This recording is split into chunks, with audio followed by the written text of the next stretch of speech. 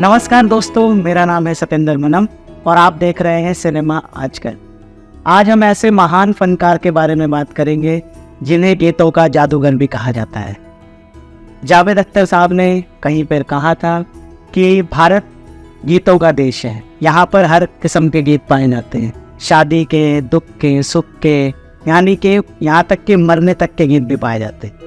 लेकिन अगर ये गीत ना भी होते तो एक ही इंसान काफ़ी था भारत को गीतों का देश कहलवाने के लिए, जिनका नाम है आनंद बख्शी साहब, जिन्होंने ऐसे ऐसे गीत दिए हमें और ऐसा शब्दों का जाल फेंका जिसमें दुनिया उलझ के रह गई और हर एक इंसान की ज़ुबान पे उनका गाना ज़रूर होता है। तो आज हमारे गेस्ट हैं मशहूर लेखक गीतकार प्रदीप साहिल जी। नमस्कार साहिल साहब, बहुत बहुत स्वागत है आपका। और आपने हमें अपना कीमती समय दिया तो हम बेहद शुक्रगुजार हैं आपके। तो आज हम बात करेंगे बख्शी साहब के गानों के बारे में, जिनकी स्टाइल के बारे में, जिस तरीके से वो लेखन करते थे जी। तो सवाल ये उठता है कि वो बम्बई आए तो थे गायक बनने और फौज में भी रहे और 8वीं पास थे वो।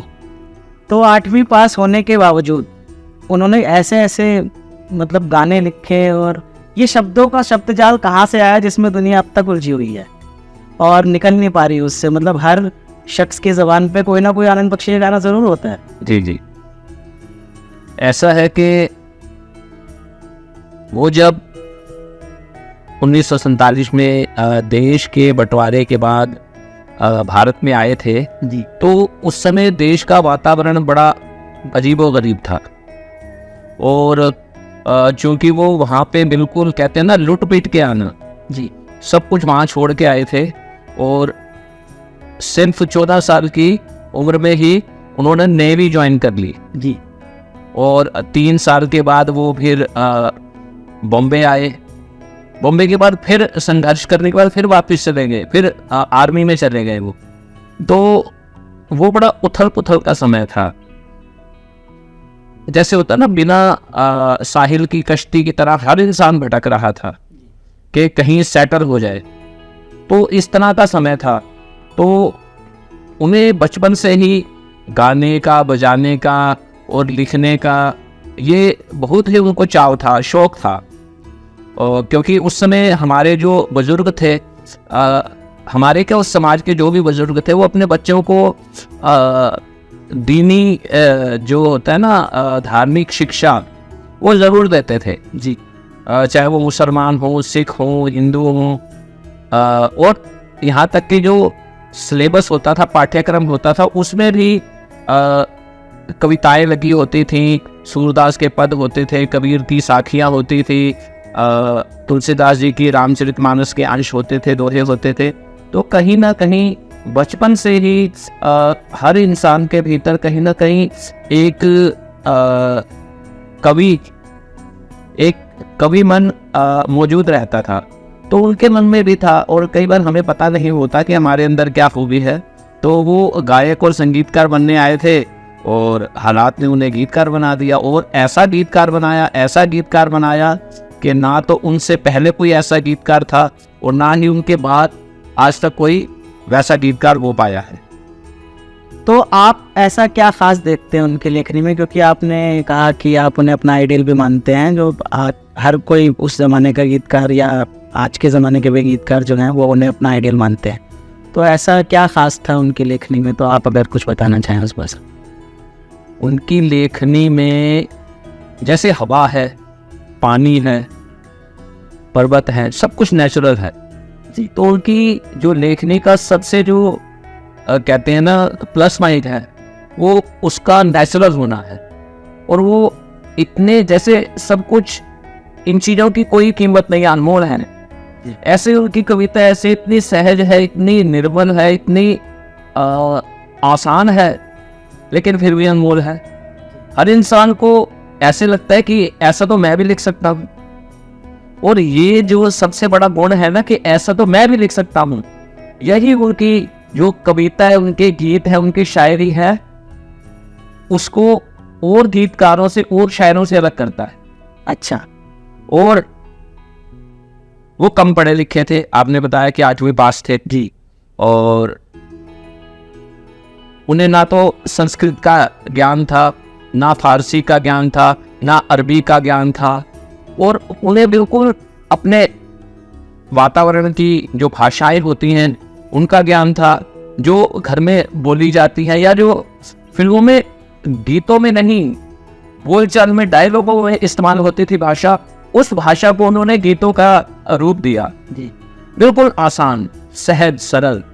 उनके एक नहीं सैकड़ों, करीब करीब सारे ही गीत ऐसे हैं, ऐसे लगता है कि जैसे कोई बात कर रहा है। और शायद इसीलिए जो आनंद बख्शी के गीतों के बोल है वो मुहावरे के रूप में हिंदुस्तान में प्रचलित हुए। जी, जी, जैसे बिल्कुल सरल है, क्या नाम, नाना करते प्यार तुम्ही से कर बैठे, करना था इनकार मगर इकरार तुम्ही से कर बैठे। जी। ऐसे बहुत हैं। अच्छा तो हम चलते हैं, भाई फिर कब मिलोगे, जब तुम कहोगे, कल मिलो या परसों, तो कहाँ, यहीं यहाँ कोई आता जाता नहीं। इस टाइप के बिल्कुल, जैसे बागों में बहार है, कलियों पे निखार है, आज सोमवार है, तुम्हें मुझसे प्यार है, ना ना ना ना ना। तो बिल्कुल जैसे लगता है कि मैंने पूछा चांद से कि देखा है कहीं मेरे यार सा हसीन, चांद ने कहा चांदनी की कसम नहीं नहीं नहीं नहीं। तो जैसे, और उनसे पहले जो शायर होते थे वो, मैं किसी का नाम नहीं लूँगा, हालांकि बहुत बड़े बड़े जो जैसे उर्दू के, हिंदी के, जैसे पंडित भरत व्यास, साहिर लुधियानवी साहब, और शकील बदायनी, और जानिसार अख्तर, और मजरूह सुल्तानपुरी, इतने बड़े बड़े, यानी कि अपने साहित्य के धुरंधर जी, और शायरों के बीच में अपनी जगह बना पाना, ये बहुत बड़ी बात है। बिल्कुल। और ये तभी संभव हो सकता था कि अगर आपके पास कुछ अलग है, पब्लिक को देने के लिए कुछ उन सब से जुदा है। और आनंद बख्शी जी के पास था, मैंने बताया कि आपको वो कम पढ़े लिखे थे, और जो साहित्य की या अदब की और लिटरेचर की, इस बारे में तो उनकी शिक्षा बस शौकिया तौर पे थी। और यही वजह थी कि वो बिल्कुल बोलचाल की, बिल्कुल घर परिवार की, बिल्कुल आम आदमी की भाषा अपने गीतों में प्रयुक्त करते थे। तो बख्शी साहब ने किसी इंटरव्यू में कहा था कि मुश्किल लिखना बड़ा आसान होता है, लेकिन आसान लिखना बड़ा मुश्किल होता है। तो ऐसी ऐसी सिचुएशन पे भी उन्होंने गाने लिखे जहाँ पे गीतों की जगह भी नहीं थी। जैसे मेरा गांव मेरा देश में उन्होंने गीत लिखा, मार दिया जाए या छोड़ दिया जाए। तो ऐसा क्या है, मतलब मुश्किल और आसान के बीच का जो अंतर है, आप कैसे देखते हैं उसको? मेरे को याद आया कि मिर्ज़ा गालिब ने अपनी एक फारसी की शायरी में कहा है कि मेरे लिए ना मुश्किल लिखना बड़ा आसान है, मैं आसान नहीं लिख सकता जी, आसान लिखना मेरे लिए बहुत मुश्किल है। अच्छा, तो इसके उलट जो बख्शी साहब थे वो कहते थे मेरे लिए आसान लिखना बड़ा आसान है, मैं मुश्किल नहीं लिख सकता, मेरे लिए मुश्किल लिखना बड़ा कठिन है। अगर कोई मुझे कहे कि भाई भारी भरकम शब्दावली हो, भारी भरकम उसमें उपमाएं हो, रूपक हो, तो मैं क्षमा नहीं, वो शब्द मैं नहीं लिख पाऊंगा। और बहुत सारे, और बख्शी साहब बहुत बड़े महफिलबाज थे। महफिलबाज मतलब हंसमुख, और बड़े किस्सा वो जैसे होते हैं ना इंसान, बड़े किस्से सुनाने वाले। और जो उनके साथ एक बार काम कर लेता था, और वो आप देखो उनके, कोई किसी ने उनके साथ 45 साल काम किया, किसी ने 40 साल किया, किसी ने 25 साल किया। जो एक बार बख्शी जी के साथ काम कर लेता था वो जिंदगी भर किसी दूसरे गीतकार के पास जाता ही नहीं था। हाँ हाँ, बिल्कुल ऐसा ही हुआ। और जैसे आप कह रहे थे, क्या नाम, मेरा गांव मेरा देश, उसमें सिचुएशन ही नहीं थी। तो कौन थे उनके, नाम नहीं याद आ रहा, डायरेक्टर साहब, तो उन्होंने कहा यहाँ पे क्या हो सकता है। तो बख्शी साहब को वो सिकंदर और पोरस की घटना याद आ गई कि वो सिकंदर पोरस को कहते हैं कि मार दिया जाए या छोड़ दिया जाए, और बोलते हैं साथ क्या सलूक किया जाए। जी, तो इसके ऊपर उन्होंने बताया उनको, तो उन्होंने हंसते हुए कह दिया चलो करो बख्शी जी क्या करते हैं देखते हैं।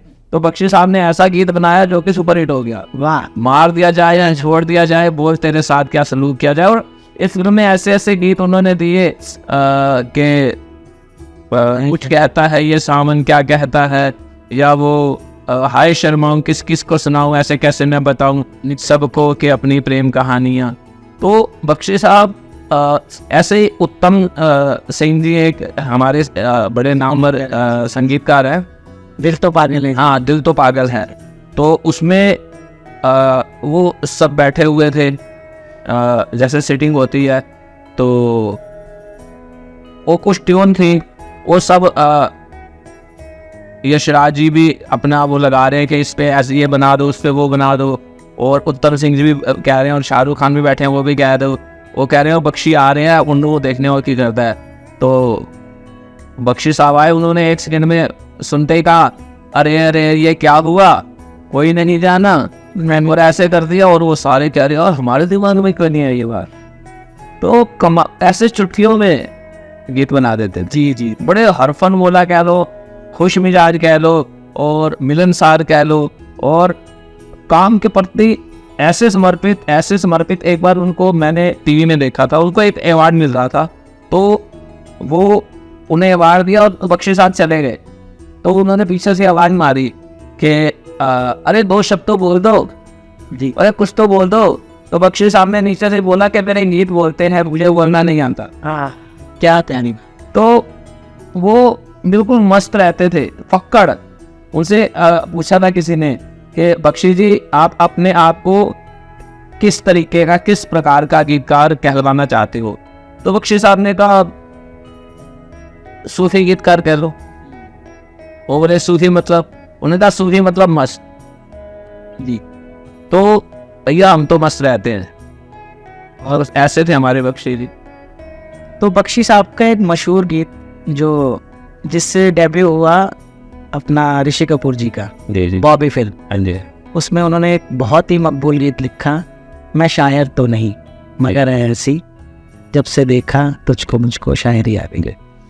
तो ये जो शायरी या शायर और गीतकार के बीच का जो अंतर है वो कहाँ पे पड़ता है, मतलब उसकी रेखा कहाँ तक, किस किस दायरे तक महदूद है, मतलब कि ये शायरी वाला गाना है या फिर या नॉर्मल गाना है, या जो अंतर है बीच का। इसमें शायरी और गीत लेखन जी, ये एक भ्रम है। अगर आम इंसान के सामने अगर क्या नाम उर्दू के अल्फाज ज़्यादा होंगे अरबी फ़ारसी के, तो कहेंगे कि शायरी है जी, और हिंदी के शब्द या संस्कृत के या आम बोलचाल के शब्द ज़्यादा होंगे तो कहेंगे गीत लेखन है। और वैसे अगर देखा जाए तो जो शायरी होती है वो मोस्टली जो शायर होते हैं वो आज़ाद नज़्म या आज़ाद गज़ल के रूप में लिखते हैं जी, लेकिन जो गीत लेखन होता है, खासकर फिल्मी गीत लेखन, वो सिचुएशन के हिसाब से, और जो डायरेक्टर है, जो प्रोड्यूसर हैं, या जो कहानी है, जो डिमांड है, उसके हिसाब से लिखा जाए और उसे फिल्मी गीत लेखन कहते हैं। और आप कह रहे थे जैसे मैं शायर तो नहीं, तो बख्शी जी के मन में ना बड़ी तड़प थी जी, कि वो ना अपने आप को शायर कहलवाना चाहते थे, कि शायर को ना थोड़ी सी ना ज़्यादा इज्जत मिलती है भाई, कि ये शायर है यानी कि ये स्टैंडर्ड का दिखता है। और जो गीत लेखन को तुकबंदी समझा जाता है कि ये आगे आएंगे उस पर भी। हाँ, ये तुकबंदी है। और हालांकि ऐसी कोई शायरी नहीं होती, कोई गीत लेखन नहीं होता जिसमें तुकबंदी ना हो। जो शायरी है, जो कविता है, जो राइमिंग बोलते हैं जिसे, वो उसकी जो पहली सीढ़ी है वही तुकबंदी से शुरू होती है। आप चाहे 10 सीढ़ी तक जाओ, 100 सीढ़ी तक जाओ, 1000 सीढ़ी तक जाओ, लेकिन जो पहली सीढ़ी होगी, जो पहला मकाम होगा, वो तुकबंदी ही होती है। जी जी, तो अब ऋषि कपूर का आपने कहा कि मैं शायर तो नहीं, और वो बहुत फेमस हुआ उस फिल्म का गीत। और ऐसे बहुत सारे कर्ज फिल्म के गीत थे इस हाँ, दर्द दिल, दर्द जिगर, दिल में जगाया आपने, उर्दू शब्दों का इस्तेमाल। पहले तो मैं आशिक था, शायर बनाया आपने। तो ऐसे कोई विभाजक रेखा ऐसी नहीं है कि ये शायरी है, ये गीत लेखन है, और फिल्मों में तो बिल्कुल नहीं है। जी जी। तो चलते चलते आपके जो बहुत ही पसंदीदा गीत हैं, जो आपको बहुत दिल के करीब हैं, बख्शी साहब के लिखे, तो वो आप अगर सुनाते हैं या आपका मन करे तो आप गा के भी सुना सकते हैं या बता भी सकते हैं। 2-4 गीत बख्शी साहब के कहना बड़ा कठिन है जी। यानी कि मुझे तो ऐसा कोई गीत लगता ही नहीं बख्शी साहब का जो कम पॉपुलर हुआ है, वो भी इतने बढ़िया बढ़िया हैं। कई फिल्में नहीं चलती जी, यहाँ नहीं हो पाती, लेकिन उनके गीत हमेशा जो उनके चाहने वाले हैं या उनके जो कदरदान हैं, वो उनके दिलों में बसते हैं उनके गीत, उनके बोल। और मुझे ऐसे लगता है कि जो हमारा जो सामाजिक ढांचा है, उसमें जो बख्शी साहब के जो गीत है इतने रच बस गए हैं कि अब जैसे माता रानी का जागरण होता है, चौकी होती है जी, मुझे नहीं लगता कि कहीं पर भी पूरे विश्व में ऐसा कोई माता रानी का जागरण या चौकी होता होगा जिसमें तूने मुझे बुलाया श्याम वाली, या चलो बुलावा आया है, या शिरडी वाले साईं बाबा। हाँ, वो साईं संध्याओं में शिरडी वाले साईं बाबा। और साईं संध्या में तो जब फरमाइश आती है ना, तो लोग कहते हैं कि कव्वाली सुना दो। तो कव्वाली का मतलब ही वही होता है, शिरडी वाले साईं बाबा सुना दो। और राम जी के इतने भजन हैं, राम जी की निकली सवारी, और इतनी लोरियां हैं उनकी, लल्ला लल्ला लोरी, दूध की कटोरी, और या राम करे ऐसा हो जाए। और जब किसी बहन भाई के प्रेम की बात आती है तो फूलों का तारों का सबका कहना है 1 हज़ारों में। और जब माँ के प्रेम की बात आती है तो कितनी अच्छी है, तो कितनी भोली है, कितनी प्यारी है वो माँ।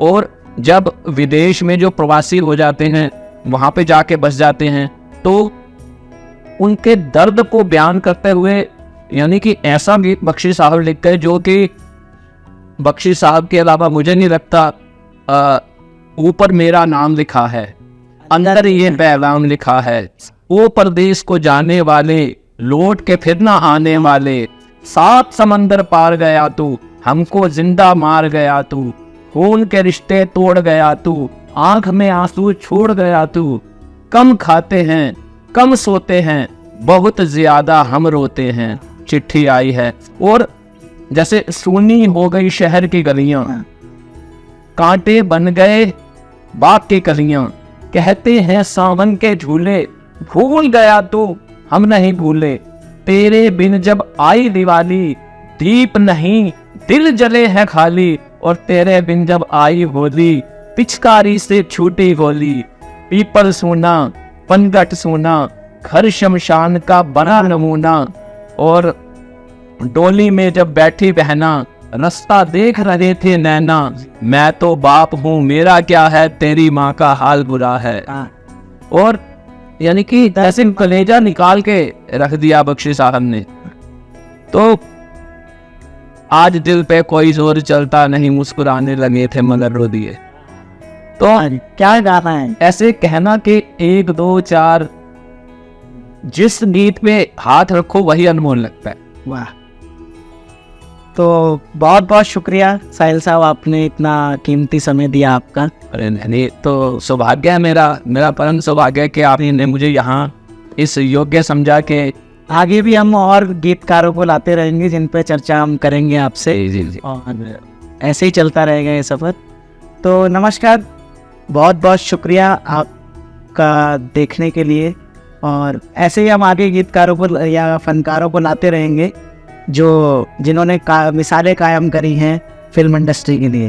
तो देखते रहिए सिनेमा आजकल।